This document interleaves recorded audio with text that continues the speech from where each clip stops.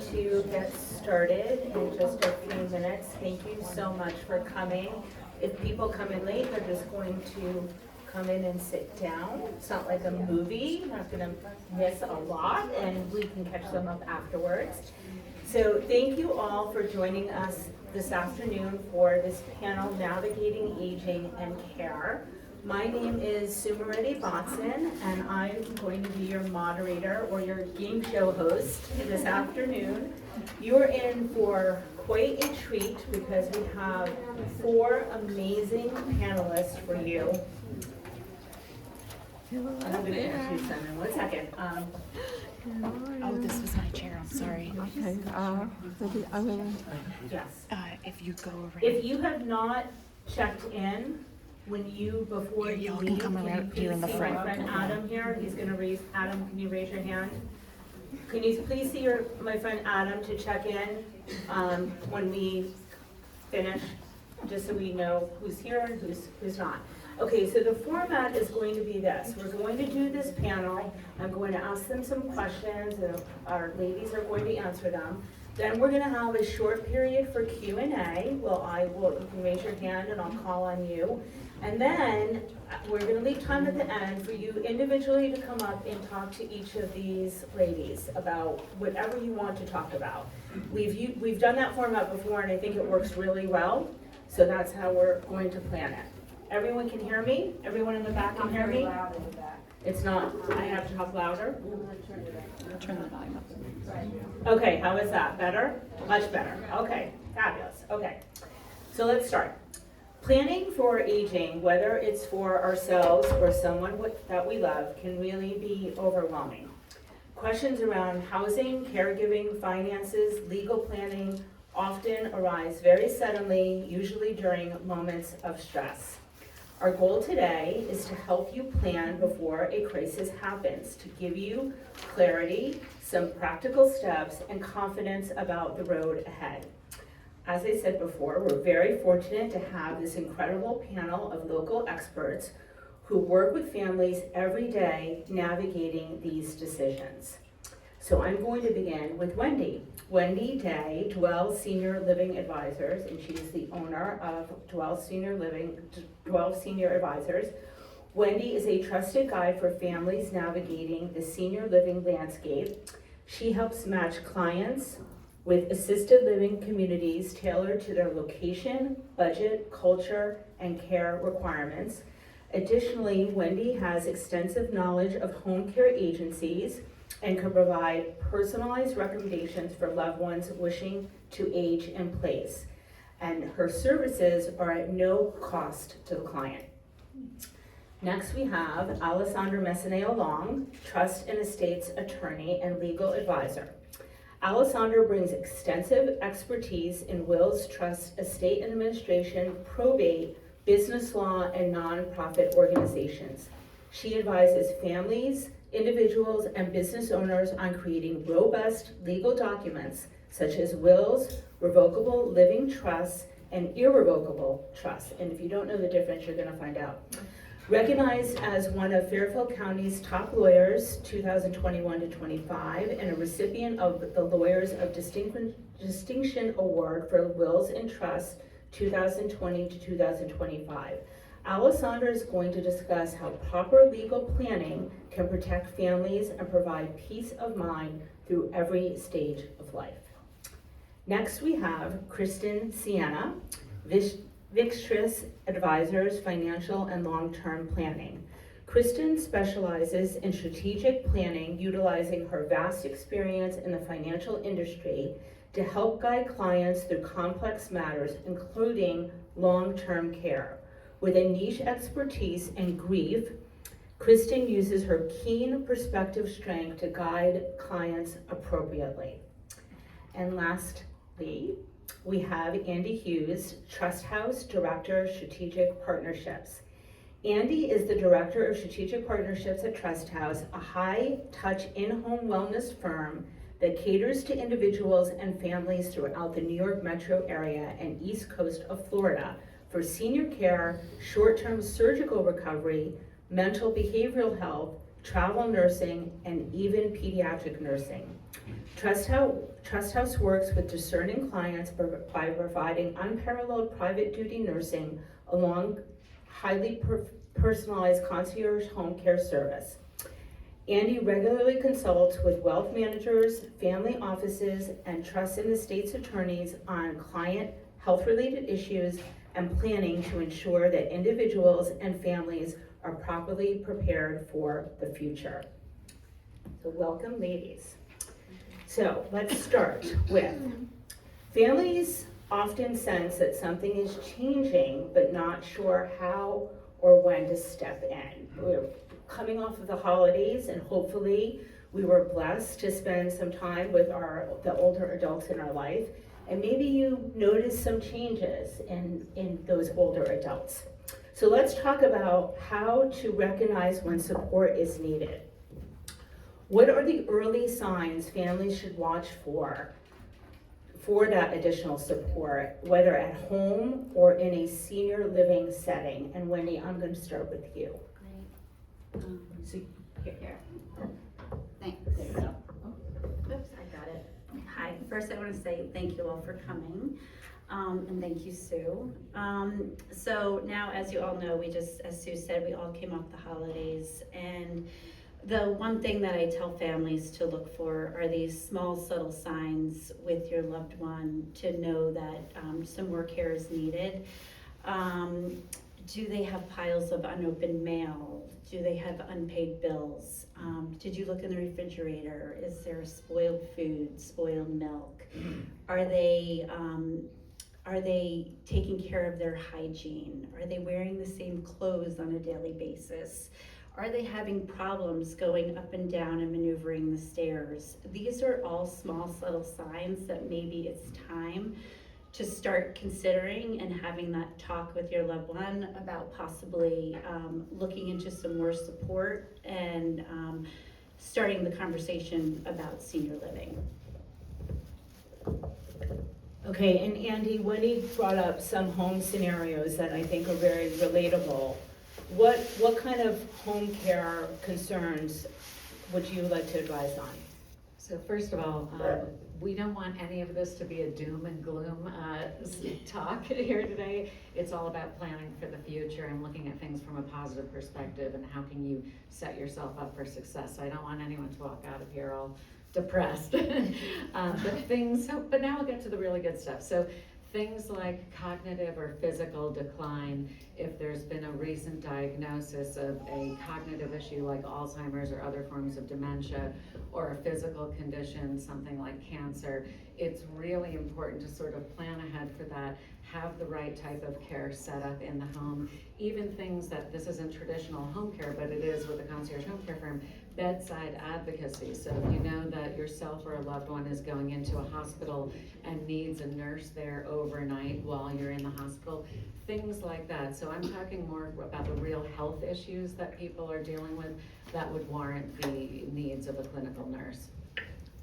Okay, and Kristen, why don't you weigh in on the financial aspects? So one of the things that I notice is it's always when bills are going unpaid, or the conversations start to arise when, and it's a tricky navigation through this conversation, but really allowing your children or the executor or whoever is going to be helping you through this period of time, understand what's in place. If there's legal documents, when was the last time they were reviewed? If there's long-term care insurance, when was the last time that was reviewed? And making sure, if possible, that you're introducing those advisors to whoever is going to be helping you with this care, and adding them as an authorized person on your accounts. Because I know for myself as a financial advisor, I can't discuss anything with anyone unless I have legal authority.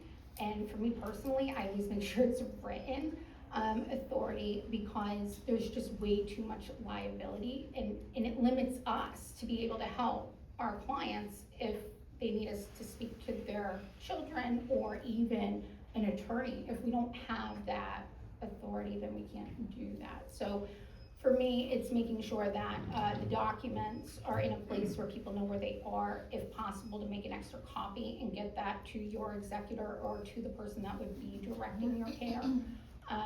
But also to make sure that you're reviewing things, like I said, on a regular basis. Okay, that's a great segue to Alessandra, and I'm sorry, but I'm gonna ask the four of you to stand up because our friends in the back cannot see you. They can hear you, but they cannot see you, so. If you could talk, stand up maybe when you talk. Just when we talk? Yeah. Okay. So did you have a question for me? So, yeah, I would just, that's a great segue, Christian, the legal to you.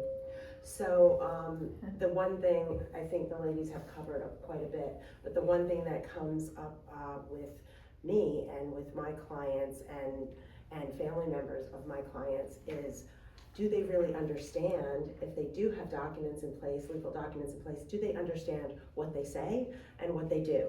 And have they been reviewed in any time recent, right? Are they 20 years old? Are they 30 years old? Are they 5 years old? But that's easy, obviously, to discern, but making sure what you have in place is the right thing is very important. But understanding what is actually in your documents. I can't tell you how many times people come to me and like, oh, I got these documents done many years ago, but I don't really understand what they actually do.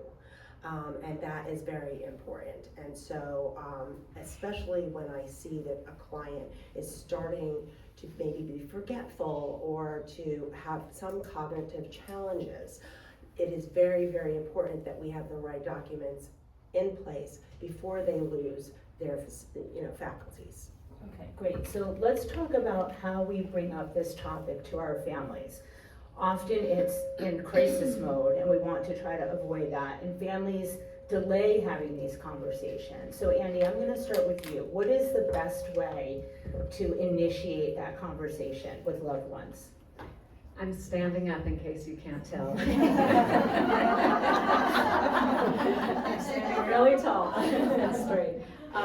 So I work with a lot of multi-generational families, and it's incumbent on the senior-most generation to the next generation to sort of open up the dialogue on topics that may not be the most comfortable. And I think that it's important to approach it from the standpoint of, what does a life well lived look like to you in your 70s, 80s, and 90s? What do your parents want? What do you as your children want for your parents?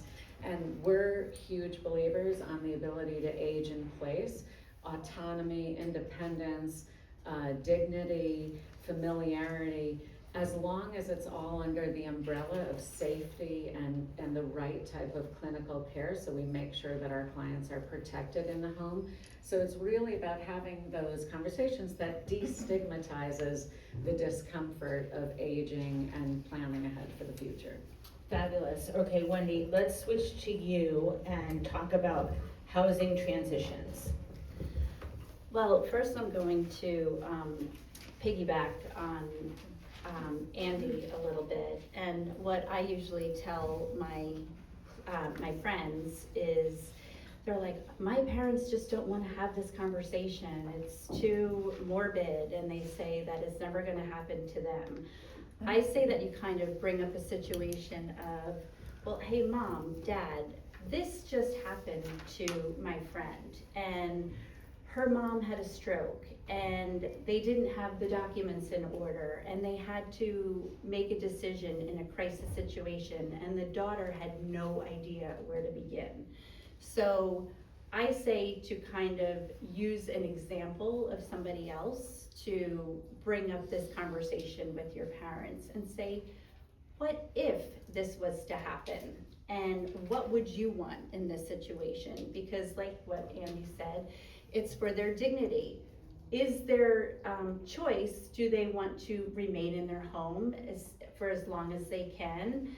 But you also have to have that conversation that if it is not safe for you to remain home any longer, do you want to go to a community? And I always say to try and be proactive about looking at communities so they have choice in where they want to go. Fabulous. Okay, Kristen, we're going to bop to you now to talk about financial realities in this situation. So I always say it's never, oh, sorry. So used to being loud to begin with, grew up in a Sicilian household. So it's never too early to start planning, especially with the costs of this care, which even after over 22 years of working in the financial advisory world, I still have some shock factor when I hear the overall cost of care, even on a monthly scale. And one of the biggest challenges is the emotional aspect to this. It's emotional for everybody involved, not just the individual or individuals that need to maybe sell their home where they raise their children, or it's emotional for the kids as well to have to try to navigate this. There's a lot of personalities involved and a lot of strong feelings. So to have the planning in place, first of all, it allows you to have more choices and more options in what you want your care to look like. And realistically, what's even possible. When I'm coming from a place of reacting, then I have to then turn to people like estate planning attorneys, tax attorneys, whoever that trusted advisor is, to review whatever trust work was done. I have to meet with their current financial advisor or wealth manager, if they're not my client in that aspect, to find out how their accounts are set up, and then we have to figure out what's realistic for what this care looks like and put together a really refined strategy. So proactively, if you can start that planning or have those conversations with your loved ones earlier than later, that's the ideal circumstance. And again, even when you put together wills, trusts, long-term care planning, it's emotional in that moment. So even when I look at my own documents, I think there's certain people that are by power of attorney, and I'm like, no, that can't be right anymore, because life changes and circumstances change. So just I can't reinforce enough, review even the long-term care plans, your life insurance, the risk management side, like you would your retirement accounts, just to make sure everything is always up to date and in line with what matters now. The healthcare, power of attorney, I'm sure Alessandra can speak to that, making sure that those directives match what is realistic now. People move across the country, especially now that everybody's working remotely. So there's these added factors into the equation.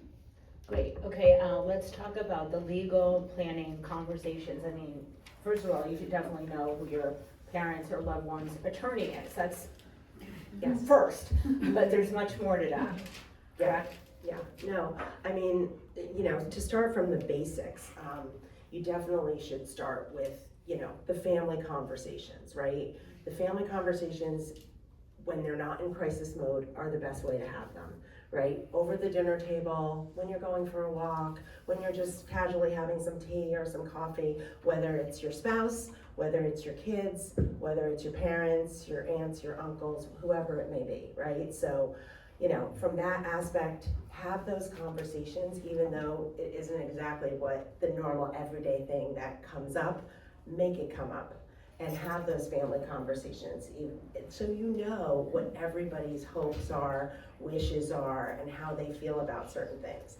Then, of course, you have to move on to what actual documents do you have in place, or does the individual who you're looking after or want to protect have in place. And there are certain documents, without getting into too much minutia, that are very important from age 18 and above, right? When you become an adult at 18 years old, everyone should have a healthcare proxy and living will. Everyone should have a durable power of attorney. Everyone should have an authorization of medical records, which in other words is like a blanket HIPAA release form, right? And then of course, depending upon your situation, most people should have a will, even if it is a simpler will. In your younger years, you may not have a lot of assets, so everything could go, via beneficiary on things. But once you own real estate, and once you, have more things, and more assets, you wanna be the one to direct who they go to. But some people think that just by having a will keep them out of what's called the probate and administration procedure in our country and in our state, and that isn't always true. So you need to consult with your attorney, your trusted, advisor, and see, do you need something more than that? Do you need a revocable living trust? Do you need an irrevocable trust? And depending upon what your assets are, not necessarily the worth of them, that will have a bearing too, because you may have tax considerations to make. But also, if you own a home, no matter what it's worth, if it's in your name and you die and it's not in a trust, well, your surviving heirs are going to have to go through probate to get that house into their name in order to sell it. So, a lot of people think that just by having a will just take care of everything, and it doesn't. And if you choose not to, nobody says you have to put certain things in place, right? But if you choose that you're not going to, you just have to know what's in store for you if let's say your spouse dies, or your child dies, or your mother dies, or your father dies. You need to kind of know what's on deck. Great advice. Okay, many people do not realize there are options out there in terms of housing. So Wendy, why don't you start with describing that there are a plethora of options for people to consider. Yes, so senior living is a big spectrum. We range from, there are communities that range from, you will hear independent living, assisted living, memory care, skilled nursing, and CCRCs, which are continuing care retirement communities. Independent living is exactly that. You move in, you're just downsizing from your house and you're moving into an independent living apartment. You have a full kitchen, washer, dryer in your apartment, and you are basically kind of living in a hotel where you have all of these amenities and some meals that are within the community. Assisted living is when you start needing some care and you need assistance with your ADLs, your activities of daily living. If you need help with dressing or toileting or escorting meals, medication management, all of this can be done in the privacy of your own apartment and with dignity, and that is what assisted living is for. Memory care is for people with Alzheimer's or other forms of dementia who are usually a wander risk or who have severe dementia. Memory care is in a secured environment.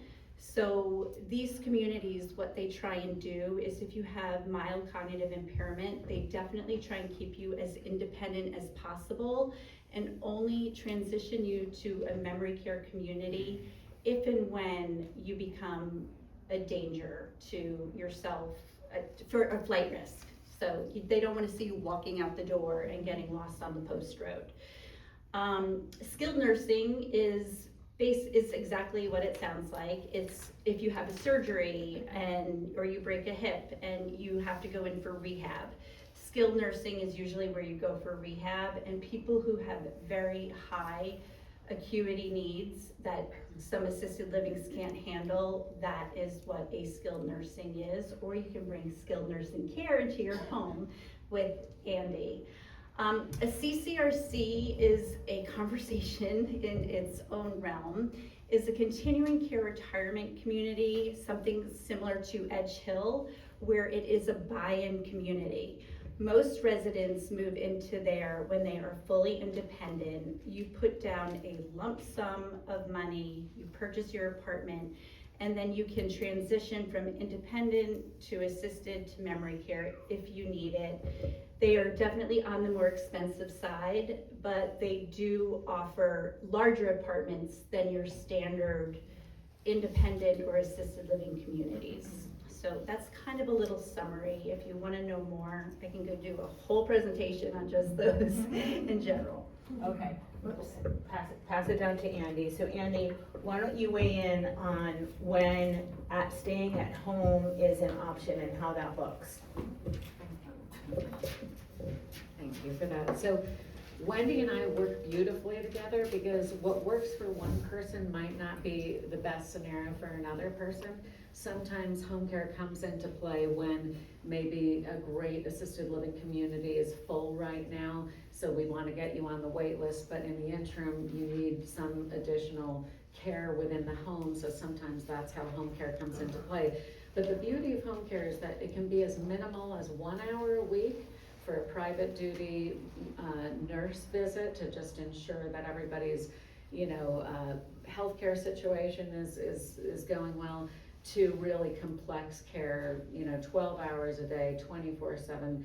The most important thing though when I talk about home care is to ensure that you are doing your due diligence when it comes to an agency that you're gonna be working with, and hire an agency that has a full care management team who can go in and do assessments, see what the clinical needs really are, and then with all of the key stakeholders, so people like ourselves, family members, the concierge physician or primary care physician or specialty physician, make sure that the plan of care that's created is what's applicable to that individual, and make sure that that plan of care can be nimble and flexible and change as an individual's condition progresses. Fabulous. All right, our next question, we're gonna get into costs, but before we do that, Kristen, why don't you talk about how finance and the financial landscape of someone's household influences what their choices may or may not be? Well, I think it comes down to what's reasonable and what we're looking at with care and condition. If it's a condition that's gonna get progressively worse. And that's where I love having like Wendy and Andy, because I can get realistic expectations of what this can look like 5 years out, 10 years out, for this person's specific circumstances. And especially if there's 2 spouses in a household and they wanna stay together, that's another whole scenario that can arise as well. So it's very specific. But obviously the finances, it's what's comfortable and what's reasonable and what's important to that person. Obviously, I always say if there's not a long-term care or elder care plan in place, it does affect the estate planning, because now you're taking from assets that may be part of an estate plan that you wanted to see transfer over because you didn't, and like I said, the cost of care always surprises me even now, but it wasn't something that you thought there would be this much of your, wealth having to be used for that care of yourself, your spouse, or otherwise. So obviously it's just gotta be realistic for what you're looking for, but it can definitely limit options if we're coming from a place of just being reactive and having to make decisions around what's even possible. Okay, let's do a little reality check now, on average costs, right? Okay. Without getting into specific details or scenarios. Let's average costs, in this area of these different options that you explained. Okay, so, first off, these, communities are not one size fits all. They are very different, and they do vary in pricing based on what they offer, based on acuity of residence, based on what they offer, based on if they're more luxury senior living to more affordable senior living options. But that said, the average costs of senior living in this area for independent living, the average cost is approximately $7,000 a month, and that's with no care. For assisted living, for maybe a studio or a small 1-bedroom, is approximately $9,000 a month. And then just keep in mind that these costs increase at usually about 5% a year. And as your care needs increase, so does the cost. So that is just for rent, and then as you need more care, there are care levels that are added to that. Memory care in this area is approximately $9,000 to $10,000 a month. There are some options that you can do, companion suites, etc., to save some money. But just as I said, just giving random just estimated prices. Skilled nursing, if you happen to need that long-term care in skilled nursing, if you end up having a feeding tube or a trach or something to that extent, that could run about $18,000 a month in these local, in these places. Home care right now for a home health aide, not a skilled person, is averaging about $37 an hour. So if you need a full-time live-in, that could cost you close to $15,000 a month. So, yeah. Okay, pass it down to Kristen. You touched upon this a little bit before, Kristen, about how we all do our, financial planning, you have an IRA, whatever, but maybe you haven't thought about, wow, I need to plan for this. Are there long-term care insurance policies that someone can look into, or what are the options in planning for care like this? Well, now, there's a multitude of options. Companies finally really recognize that 70% of traditional long-term care policies are paid out with claims. So because of that, they've had to come up with, long-term care riders on life insurance, hybrid products with life insurance, hybrid annuity products.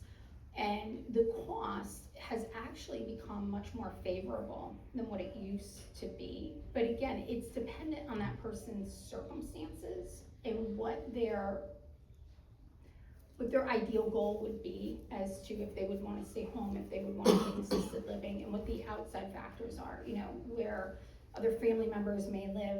Again, with people working remotely, people live all over the country now, sometimes all over the world. So it's really a tailored plan, so there's not a one-size-fits-all, but the industry had to get very creative with solves because the need was so substantial, and Medicaid wasn't really the ideal plan that people wanted to have, so. Okay, so Al, let's talk about things that can go into a trust and some things can't go into a trust, and how someone plans to protect their assets.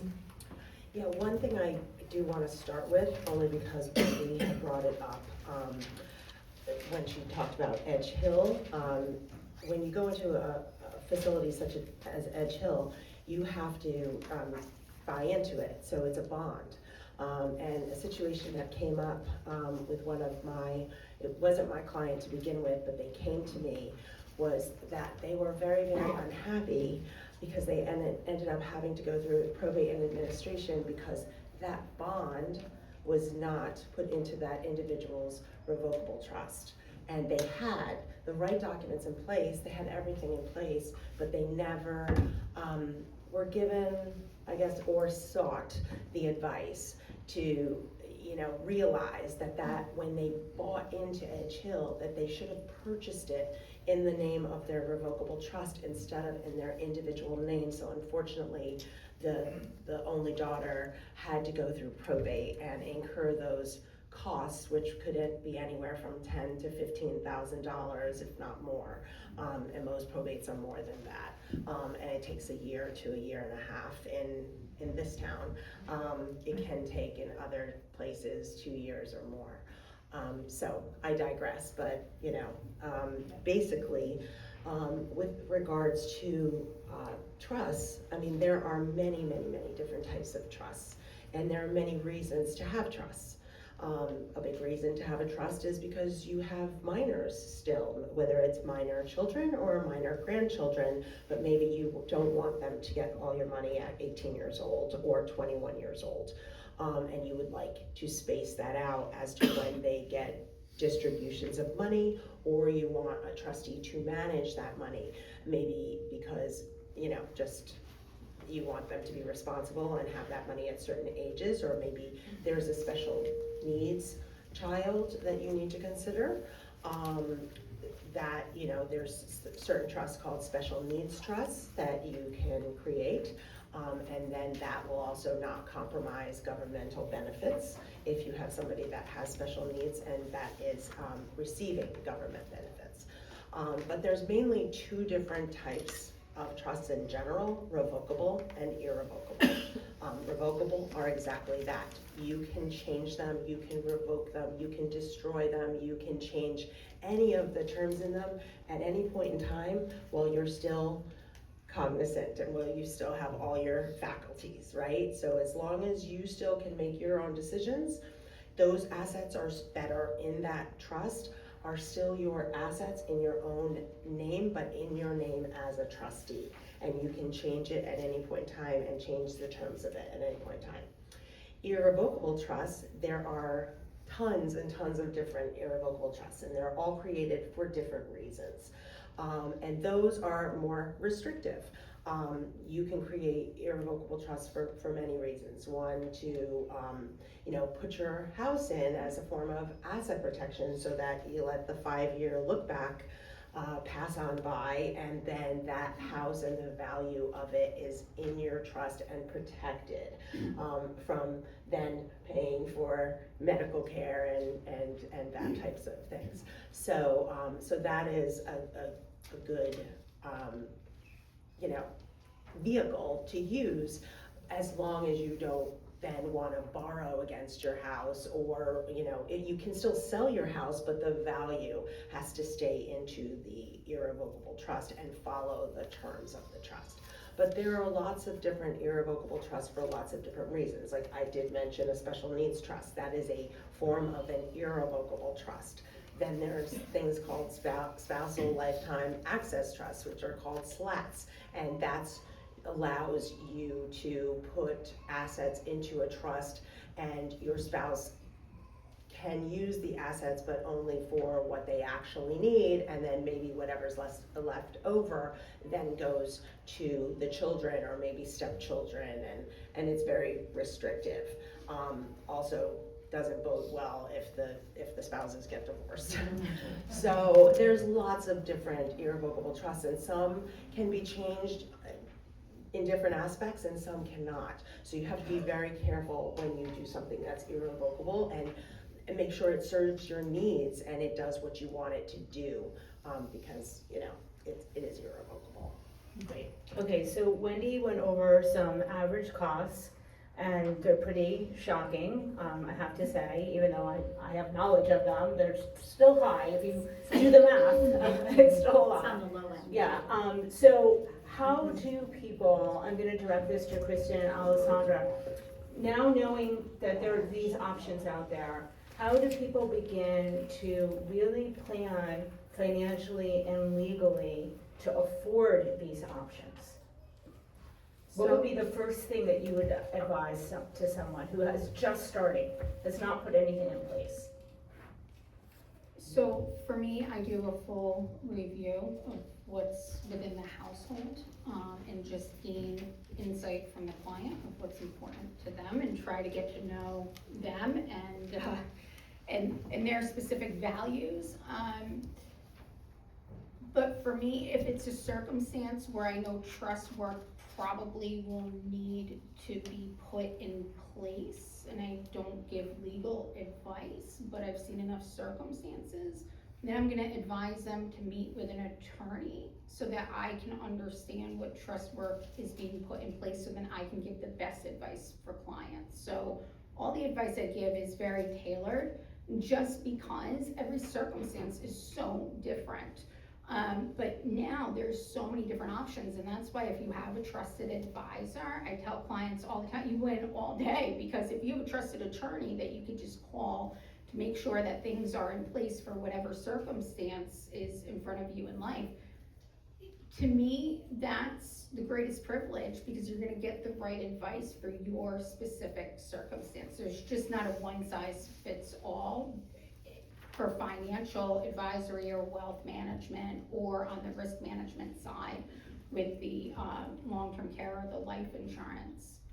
So Fabulous. Okay, and Al, you talked about irrevocable trust, revocable trust. We touched a little bit about wills, which I know you'll get into, but also very important, power of attorney, correct? Yes, power of attorney, it's actually a very, kind of basic document, but it can be very complicated. And you need to have the right type of power of attorney. So I suggest if you don't have one in place, that you get one, and that you make sure that you have the proper one, like a durable power of attorney. You may have used power of attorneys before. You know, you can do a limited power of attorney, just maybe so somebody can purchase, you know, and sign for you to purchase a house, that type of thing. But a durable power of attorney is a document that allows someone, which is called your agent, right, which could be anyone in your life, to make, you know, decisions and transactions for you on, I call it the business document. It applies to your taxes, it applies to any of your estate documents, it applies to doing all your banking, it applies to, you know, anything and everything, dealing with your real estate, all of your assets. So anything that you can't do on a daily basis because you are incapacitated in some way, shape, or form while you're alive, right? You may just be in the hospital for a couple of weeks because, you know, you've broken a hip, but you're heavily sedated and are on a lot of drugs and things like that. Your agent can step into your shoes and use that document and do whatever you can't do on a daily basis to pay your bills and what have you. Now, a trust can also do a similar type of thing for anything that is in the name of the trust, except it's your trustee that steps in and can manage your affairs for anything that is in the trust. Like what I tell my clients is, a trust is an empty vessel. It's like a bucket, and it's empty until you fill it with certain assets and put things in the trust name. The one thing about having things in the name of trust is you don't have to use the power of attorney for certain things, because your trustee can simply step in as the successor trustee and manage your affairs if you are incapacitated in some way, shape, or form. Great.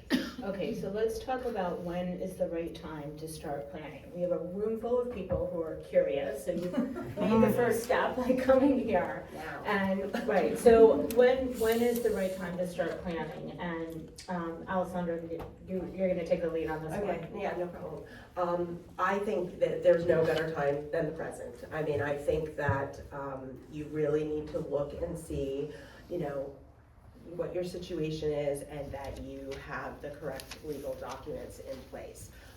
And really start to think about, you know, what are your goals for the future? What do you want your life to look like going forward, right? And really meet with an attorney and say, you know, do I have the correct legal documents in place? And if I have a certain set of legal documents already, are they sufficient, or why aren't they sufficient? What else should I have in place? Should I replace them completely? Should I, you know, can I just edit them? What is the case? But I think there's no better time than the present, because we all don't know what's in store for us, right? We don't have a crystal ball. No matter how young or, you know, how old we are, we don't know what's going to happen. I mean, younger and younger, we see all the time that people are getting ill, and you know, things are happening. So it's really important to, you know, at least have the basic legal documents in place. And then once you have the basic legal documents in place, then you can deal with also, you know, the more financial, more sophisticated legal documents if you need that type of work. And I just think it's very important. It's very important for anything, like I said, anyone 18 or older. It's very important. You talked about it before a little bit about probate, and it's something I did not understand until you explained it to me. Right. And I did not understand that if you don't have a will and then you pass, right, your assets then end up, and you have to go in front of the probate judge, correct? Not No. always, Okay. but that's exactly right. In a lot of cases, there are going to be assets that you are not going to be able, your heirs are not going to be able to get to, because they didn't go by way of beneficiary. Now, Kristen can tell you, like, if anything has a beneficiary on it, or if you're a joint owner of something, then it will go to that person. However, if there is no beneficiary, or no transfer on death on an account, or a payable on death on an account, then it's going to be stuck having to go through the probate court, in order for the probate court judge to then empower your executor to then give those assets to whoever they're supposed to go to, right? And your will dictate if you have one. If you don't have a will, then the government dictates, depending upon what state you live, who gets what. So that's what you don't want to happen. You know, you do want to at least have a will in place. But the probate and administration, it sounds big and scary, and it's, you know, it's just more of a pain. It's just a pain, and it's an expensive pain that you want to avoid at all costs. And the way you avoid it is by having beneficiaries on everything, having a transfer on death on regular bank accounts and checking accounts, or a payable on death. And just making sure every asset you have can go either by contract, the way you want it to a certain beneficiary, or you have it put into the name of a trust, and then the trust will dictate who it goes to. And that's the most complete way to do it. Great. Okay, Kristen, do you want to weigh in? I just want to add to that. I can't tell you how many times beneficiaries are completely outdated or missing or have passed away, and it just gets overlooked. So even if you think you've done a change of beneficiary form with an advisor, it's taken care of, just double check, because that's so vital and it's so important to your overall planning. Get a copy of it. Yes, and get a copy of it. You know, at the end of the day, the hardest part is whenever you go through a circumstance like this, the amount of grief and emotional, it's very difficult. So if you have your planning in place and you know where things are and you have advisors you can pick up the phone and call, it's gonna make it that much less difficult, stressful, difficult, traumatic, and not only for the person, but for the individuals who love you or your spouse, or it makes it just that much, there's so much grief fog, and I know from personal experience that it's just so difficult to navigate these things and to remember even where you put things. It's, you know, you're journaling everything, you're trying to figure things out, and the simpler the plan is, and when you know when things are in one place and someone else has a copy, so if you can't figure out where you put it, you know somebody else has a copy, that is just gonna save you so much time. So that would be my best advice to back up what Alessandra said. For those who have grabbed one, just here, I have a checklist here of everything that you should have in order, and there's, you might be more of, I'm not a computer person at all, but there are companies that you can do it all computerized. There's also this company called Knockbox that you can get one of those and put all of your personal documents in there. There's TenderCare, which is a really great app to get all of your, to get all of your apps, to get all of your stuff on an app organized. But this is if you haven't grabbed one, grab one on the way out. It's just a checklist to kind of go through everything that you should have in order. Okay, so let's talk about when something does happen, a crisis has taken place, and families often then find themselves scrambling. I mean, I know for myself, my dad ended up in the hospital. We said, oh my God, where's his will? Realized his will was still in draft form, how to get that executed. So, and this happens a lot, okay? So this is a very typical scenario. So let's talk about legal complications, and we're gonna talk about financial scrambling and how we prepare ourselves to tackle this if and when crisis happens. Well, I'm just gonna, because I have the microphone, I'm just gonna step in. Sure, please. Thank you for coming. The whole purpose of this is to be proactive versus reactive. So that's why we're not here to scare you at all. It's just, but when crisis mode kicks in with everything, I know that for senior living, it can be, there's a lot of wait lists now on some of these communities. So that's where we're trying to say to be proactive on things, because you kind of want to know where you're going to go if you have a crisis situation, it's based on availability and not based on the preference that you want. So it's kind of nice to have an idea of what it is that you're looking for. So we're all just trying to tell you, just be proactive. Like you talked about, I think Al brought up, say someone falls and breaks their hip. Now they have to come home. Well, now you're going to need somebody at home to help that person. So Right. knowing, I guess, to piggyback off of what you're saying, knowing your resources, Yes. okay, is really important. So you go, oh, I attended that great panel at Perrot Library. I know what to do. Yes, we can help you. But the one thing I wanted to add on that is, it's so important to have all of your documents together, right? As well as your statements, everything. And, we used to always advise everyone to put things in a safe deposit box. Now, a lot of banks don't have safe deposit boxes anymore. They're coming out of that business.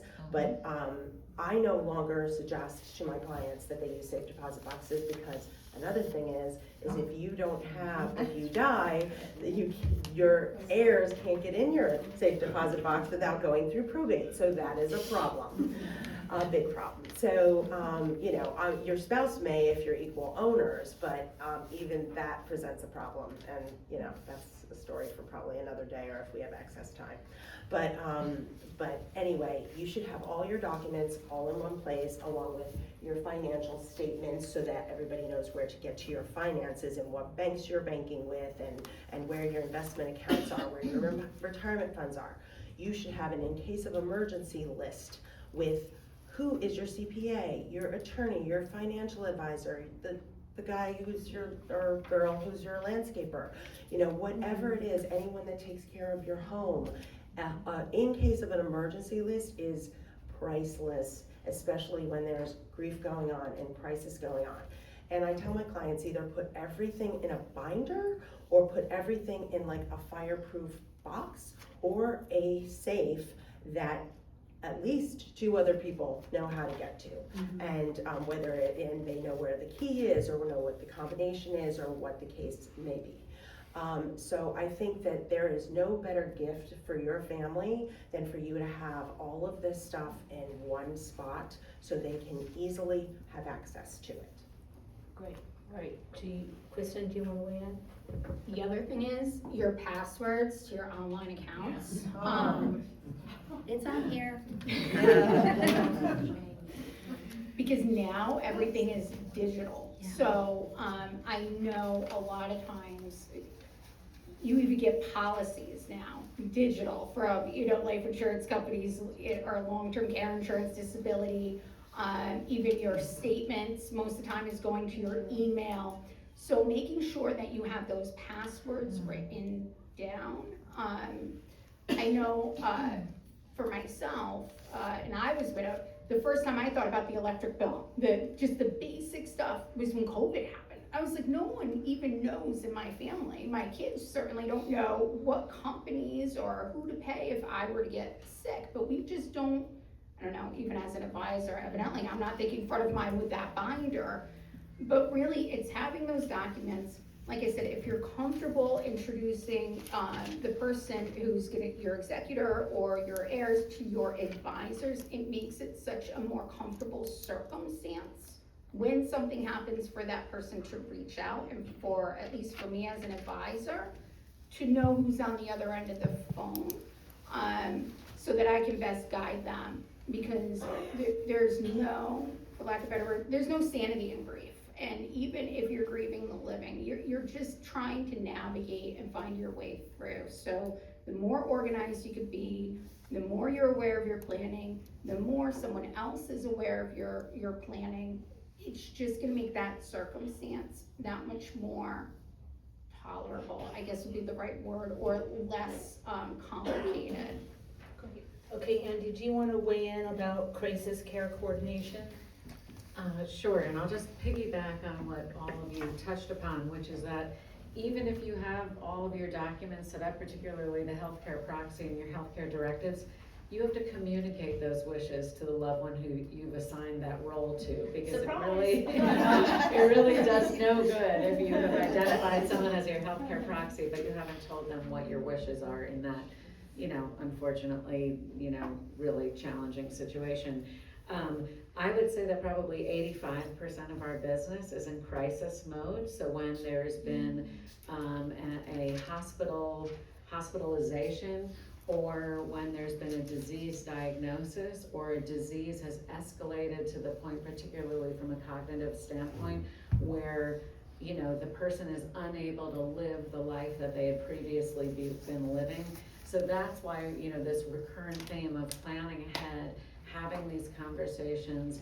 And if you have a family history of Alzheimer's or another form of dementia, get a neurologist set up, go see a neurologist. If you have a family history of cancer, make sure that you've got all of the right types of physicians and medical practitioners set up so that, knowledge is power, and it will help you, it will help your loved ones. So we always say just try and plan for everything in advance, worst case scenarios, and you'll be that much further ahead, so you won't be dealing with a crisis and having it sort of trickle down to multiple generations. Okay, I'm not gonna let you sit down yet, because we're gonna transfer now to many people, including my parents, want to stay at home. They want to remain at home as long as possible. My parents live in a triple split house, okay? I have no idea how my father continues to get up 5 flights of steps. Let's talk about how realistic this is, and then how do people plan for aging in place? Right. So great question, and I think everyone can sort of nod their heads with this. The beauty of this group of individuals is we have so many resources to tap into. We each have our little black book of vetted partners. So that's physical therapists, occupational therapists, home modification companies. There are companies that will come in and do complimentary assessments of your home based on whatever the clinical situation is, and work with you if you need a stair lift installed, or if you need doors widened to accommodate either hospital beds or wheelchairs. Everything can be made accessible. It's just a matter of identifying those types of resources in order to enable people to do that comfortably and safely. So always tap into your network of resources, because 99% chance that one of us knows somebody who we can provide to you. Great. And so, Wendy, let's talk about transition tips. You mentioned before that a lot of these options, while they seem like great options, may not be available because there's no room at the inn, correct? So Yes. So what we are seeing now is that we are now considered to be in the silver tsunami, that we have 12,000 baby boomers turning 65 every single day, and independent living and people are living longer, and independent living is becoming very attractive because people no longer look at this winter we had. Nobody wants to snow blow the driveway. Nobody wants to take the garbage out. Nobody wants to slip on ice. They want all the activities and the meals brought to them. So there is this high demand of these communities right now, and they are, a lot of them do have wait lists. So especially for 2 bedrooms. So if you do want to consider this, as I said, it doesn't hurt to start looking now, and so you can see what type of community you think you would thrive in, and maybe it's not for you. Community living is not for everybody, and then we can talk about bringing some home care in, or I even have companions that come in when you don't need home care, who can help take you to a doctor's appointment, who can do your grocery shopping for you. So there definitely are alternatives to each situation. So, but like I said, but you start the search sooner rather than later, because like for instance, there's a beautiful new community up in Stamford, and for independent living, they now have over a 1-year wait list.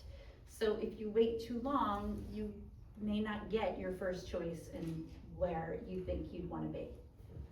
okay, we're gonna do one more question before we do closing remarks, and then we're gonna do Q&A, and then remember, you can come up here at the end to ask questions individual. The final question is, what should adult children understand about the financial impact caregiving can have on them personally? Okay, well, I have the microphone. Yeah. So, well, I did this for many years, being the epitome of the sandwich generation. Yeah. My parents lived in Long Island. It's a big responsibility, and you hate to say the word burden because it's your loved one, but when you're raising young children and you have to run every second of your free time to go take a parent to the doctor or to go visit them or to do their grocery shopping, it really does take a toll on your loved ones. So the being in charge of your own, being in charge of what you really truly want in life is truly a gift to your children, because if your children have to take care of you, it can literally, it's taking time off of work, it's taking time away from your kids, picking them up from school. It's, you know, if somebody has to be the caretaker of them, it can financially be a problem, because if they can't afford a caregiver, somebody has to step in and take care of them. So it's really beneficial to have a plan in place. Right. I mean, you talked about caregiving burnout, right? Yes. And we were joking before, I feel like I'm a concierge on call, myself and my family, but it's true. I mean, these are our parents, love them dearly, but emotionally, physically, mentally, it's draining. It's completely draining. So Andy, you wanna weigh in? It's not draining for me as my 90-year young sitting in the audience today. No, I'm very lucky. But I just had a case recently where, a very sad situation where a woman who was around my age, maybe a little bit younger, both of her parents live in Greenwich, and her mom passed away from cancer. Her father has Parkinson's. And she just had, during that time period in which she was really caring for her mom, she had to quit her job as a teacher or take a leave of absence. So it's things like that that we're trying to avoid. So, you know, setting up the right type of care can alleviate that sort of a financial, you know, quandary that can come up. So that's really, you know, the goal is if you set yourself up properly, then that caregiver burnout, and that's financially, there's also the emotional burden of being the caregiver. You know, everybody's trying to make it as positive a situation as it can be on both the second generation that's caring for the older generation. Okay, can you hand it to Kristen? And Andy brought up such a great point that as the caregiver, right, there's repercussions now on career and retirement, not for our parents, we've talked about that, but now as the adult children. So let's weigh in on that. Well, again, I think it comes back to having a great advisor that is very skilled on the psychological, behavioral side of finance, because they're able to help you navigate ensuring that you're taking care of yourself and still ensuring that care is there for your loved one. And that's something that I've seen many times, where the parent is okay with the care that they're getting, but the children aren't okay with the care that their parents are getting. And it's very emotional. And so lots of times the logic or the safeguarding of assets is no longer the priority as much as it is the peace of mind of knowing that person you love is getting the right care. And that's where having experts and advisors that know how to navigate those conversations to be able to ensure the fact that you're still taking care of yourself and ensuring quality of life for, if you have children, a spouse, while ensuring that care of your parent or your loved one. And if you're the one who is, you know, needing that care, to ensure that those assets are, and that's why I always refer to myself as strategic planning, because it's a strategy and it's tailored, and it goes beyond finance, and it's working collaboratively with your advisors to ensure that you have the right strategy in place But that's the most difficult part, is the emotional, psychological side of this, to ensuring that financial well-being for yourself, to ensure that your care and the finances are there to ensure that you have the care that you need, but also for your loved ones who are very reactive, and it's very emotional, and it's very difficult to ensure that they're taking care of themselves and that everybody's quality of life is protected and their future needs are protected as well. So, yeah. Hand it to Al, let's just end with this, and that is a strategy on avoiding family conflicts. So Andy brought up, make sure that your healthcare proxy knows that they're your healthcare proxy. But then when it comes to the reading of a will, no one wants a surprise, correct? Right. And you've seen this. Yeah, and, you know, back it up a little bit from when that event Right. actually happens.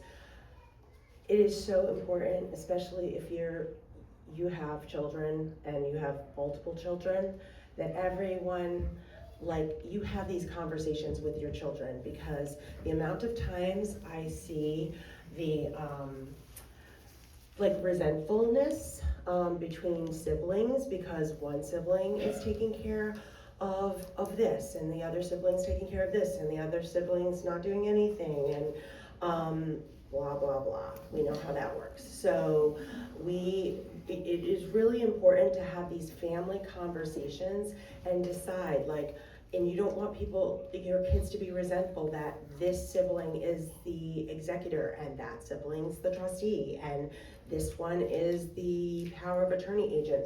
You need to have these discussions, and why. Why did you choose this person, and why is this person closer, in proximity, or does everyone, do you have multiple agents, do you have multiple executors, multiple trustees, and do they work together in conjunction, or can they work separately together?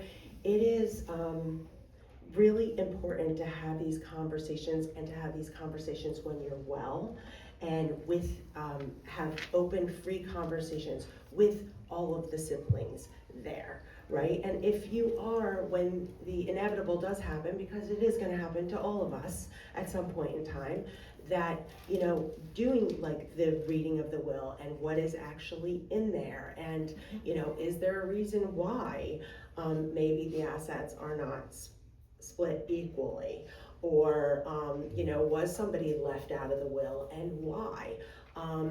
Sometimes it's better that it not be a surprise, so, and that everyone knows where they stand while you are still here on this earth, and cognizant, and that type of thing.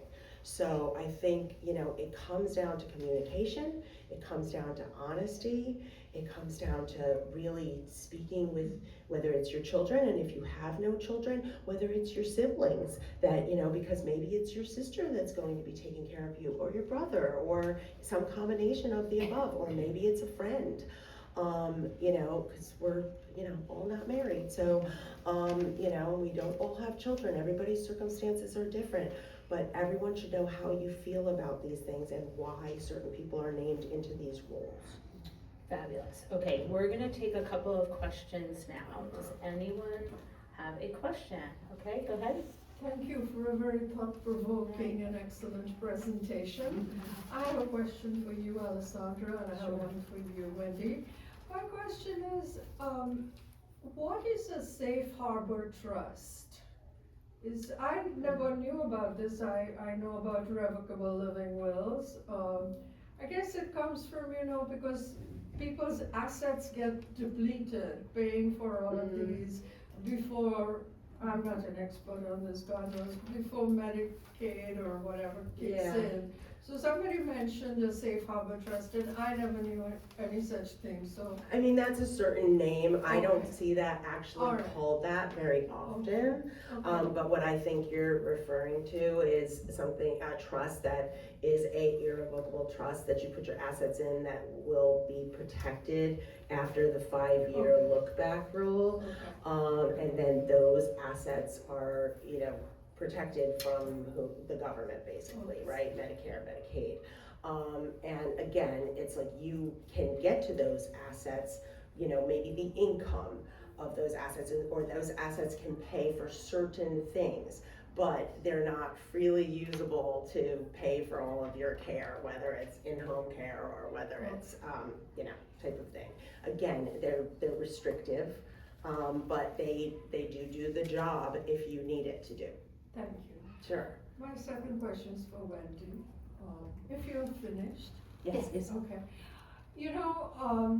People want to age in place, as we all do, and the costs of, care are prohibitive. But it begs the question, because what's important when you have people coming into your house to do things is that they be trustworthy, because we hear about financial abuse of the So, elderly, yes. as well as safety issues like this tragic Savannah Guthrie's mother situation. So are these agencies that you recommend going to be vetting people properly? So that, and I think Andy can talk on this quick. I just wanna say very quickly, so there's a difference between paying privately and paying for home care through an agency. I highly recommend going through a home care agency because they may be a little bit more expensive, but they do vet all of their caregivers that come in. They have insurance in case anyone gets hurt on the job.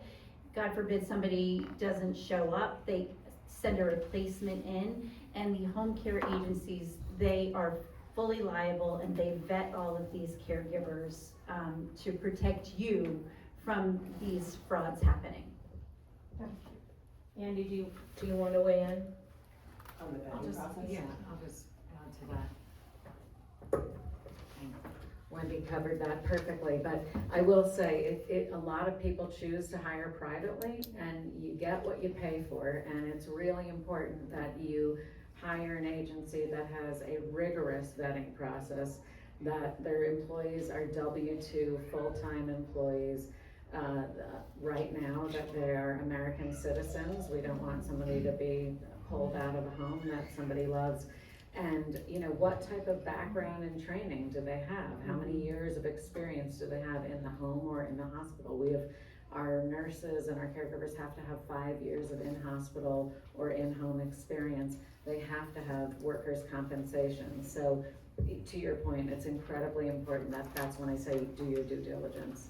Okay, I think Janet, did you have a I question? did. If you've got a trust and you have your, on all your accounts, when I die, what do you call it, DOBDN or what you call it? Do you have to notify probate that, you're all taken care of, you don't have to appear? No.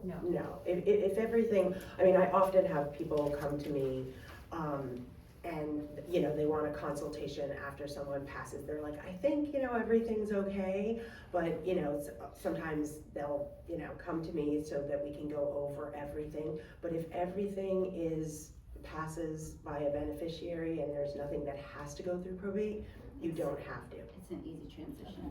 Wait, one more question, go ahead. Yes, a medical proxy, is that so different than a trustee? Yeah, yes, the medical proxy, as you're referring to, is the person who's going to be making your medical decisions for you. That's the person who you should be having the conversations with. The healthcare proxy itself, healthcare designation, is the document that names that person, right? And hopefully a substitute person, God forbid something happens to that person, right? To make medical decisions for you. But as some of our panelists have spoken about, it's very important that they know what your feelings are about your care and what your wishes are. Obviously you can't talk about every single situation because you don't know what will happen, but you can talk about overall how you want your care to go. And a trustee is different. A trustee is the person who is named in a trust to be the person that handles the trust. And with a revocable trust, it's usually yourself. You are the first trustee in your revocable trust, and then you name a successor trustee. And that's the person who manages whatever assets are in the trust. Good, thank you very much. Okay, so we're gonna do closing remarks. Each panelist will do a closing remark, and then there'll be an opportunity for you, to come up and individually speak. Can we just do Yep. one more? Yep. I have a question for Andy, actually. So, after having years of experience as an RN, I know we've been elaborating a lot on preventative care, preparing for the worst, and crisis, of course. When mom or dad goes into the hospital, it's when it all starts. UTI, they get confused, they deteriorate, they have a fall, they break their hip, they never truly get back. So, for a home care agency, is there any sort of policies or sort of opportunities in place to have preventative care, like send an RN to the home every week or every month to make sure mom or dad doesn't go down that road? That is what we would normally call a wellness visit, and a lot of our clients who have adult children who don't live in the tri-state area or live in Florida, they love this. It's sort of like an extra insurance plan, because a nurse can go in every week, every other week, once a month, to make sure that mom or dad is doing okay if they're on a new medication, to make sure that that medication isn't having an adverse reaction. And those are where we have boots on the ground early on in the home, even if that individual doesn't need ongoing home care. It's a real peace of mind provider to be able to have something like that and know that you're getting clinical care infrequently, but eyes are on the individual. Great question. Great question. Yep. Okay, Wendy, I'm gonna go down the. Okay. Last words of advice. It's not only a gift to you, it's a gift to your children to be prepared. And if you have any questions, please contact me. The other thing that I would say is, if you do want to start looking at communities, the internet is my nemesis. I do say, please call me first. As I said, I am no cost to you, and I am boots on the ground. I take you to tour these communities, and I can help alleviate a lot of this stress, because as I said, every community is very different. So I can help narrow down the search and personally take you to tour. And if it is too expensive in this area and you have family that lives in Florida, I can connect you with an advisor in another state, so we can explore options together and price compare and see whatever will be the best fit for you. Could each individual give their name and what sort of company it is? Sure, my name is Wendy Day, and my company is Dwell Senior Advisors. All of their cards are up here. Yeah, if you took a notebook and a pen, it has my There's information on it. resource materials up here. Yes. Yeah, I'm Alessandra Messineo-Long, and I'm the attorney in the room. I mean, basically what I've been saying, I think it's just really important to see what you have in place as far as legal documents, and assess if what your legal documents say is what you want them to say. And then also I urge you to really sit down with an attorney, experienced trust and estates attorney, to go over these documents, to make sure that they actually say what you want them to say, and if in case they're missing something. I do that for all of my clients or potential clients, so feel free to reach out to me if you want your documents reviewed, or want to have an initial consultation, or have any questions. So, my name is Kristen Sienna. I'm the financial professional in the room. My closing remarks would be to just make sure that you have an idea of, what plans are in place outside of just the legal documents. I work with multi-generational families all the time, to ensure this type of planning. Everything is the way you think it is, and also working with the next generation to understand what this means for them when they inherit the wealth transfer, or when this type of care comes into play, what their role would be to manage their expectations, because we all think we know until that day comes, and the more prepared you could be, the better off if that transition will be. So what I would say, as my closing remarks, is to have a great advisor that you can work with, that's willing to work with you, that person that's gonna be your trusted right hand when this circumstance happens. It's never too early to get started with your planning. Long-term care insurance is not what it once was. There's a lot of different options out there. There's a lot of different solutions. And to just know where the funds would be coming from to cover the care in advance and have those conversations. I'm Andy Hughes, I'm with Trust House, in case you don't know that yet. I would say that human nature is such that there are certain topics that none of us like to talk about. Health, aging, finances, and legal stuff. But now the floodgates have opened, so we really hope that you walk away from this meeting feeling better, knowing about all of the resources that are at your fingertips. I talk more from a healthcare perspective, so know what's going on with your healthcare, address it with your children, and take those steps to set yourself up for success and a future of longevity. I get the feeling that maybe we should have one of each of you. Yes. Come as a package. Yes, Yes. we'll give you a package deal. Thank you to Sue. Thank you so to much for Sue. coming, and please don't forget to check in with my friend here. Raise your hand again, if you have not already checked in, so we can mark you down, and thank you so much for coming. Thank you, Sue, for moderating on our.